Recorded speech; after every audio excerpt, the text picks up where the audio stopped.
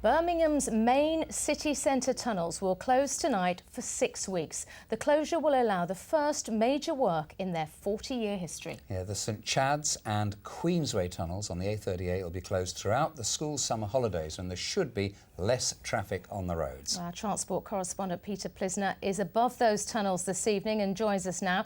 Peter, how bad do you think things will get during the closures? Well, Joe, 85,000 vehicles use these tunnels every day, so getting around isn't going to be that easy. When there are accidents in the tunnels, sometimes there is gridlock in the city centre. Now let's look at the area affected.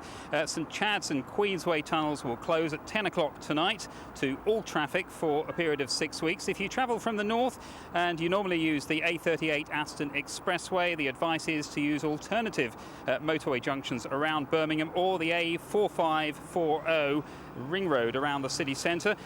From the south there's less disruption expected, but drivers are still being told to think about their routes very carefully. With me on the bridge is Kevin Hicks from Birmingham City Council. Kevin, first tell me, what is being done inside those tunnels? It's a major piece of civil engineering work. It involves changes to the ventilation, the lighting, the road surface and the finishes to the walls in the tunnels. Now, why do they actually have to be shut? Why couldn't you say, for instance, have a contraflow where there's two-way traffic in one while the other closes?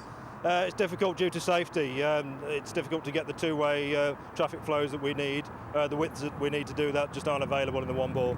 And overnight closures, so you've done them in the past. Why couldn't you do it just using overnight closures? Yeah, there was the option. It was an option to do. It would have been sort of 200 or 300 nighttime closures with 25 weekend closures. The option was taken and discussed some time ago, back in November last year, and the decision was taken to do the 6-week block closure instead. Now, there is a lot of concern about chaos in the city centre. I mean, it is going to be pretty chaotic, isn't it?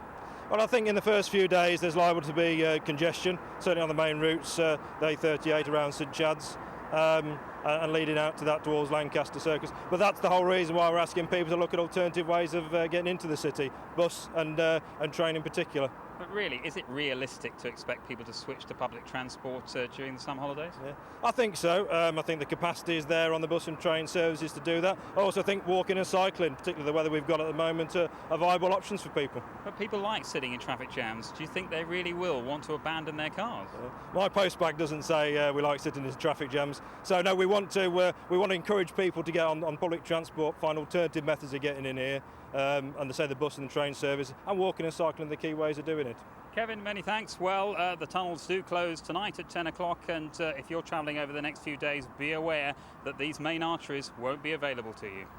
Peter Plisner, thank you. And if you are coming into Birmingham for work or pleasure, you can tune into BBC1. They're going to be bringing you the latest travel and traffic news with updates every 15 minutes throughout the day. And online, you can find all you need to know about tunnels and their first revamp since they were built in the 60s and 70s. That's at bbc.co.uk/Birmingham. Now we're staying on the roads now, actually, because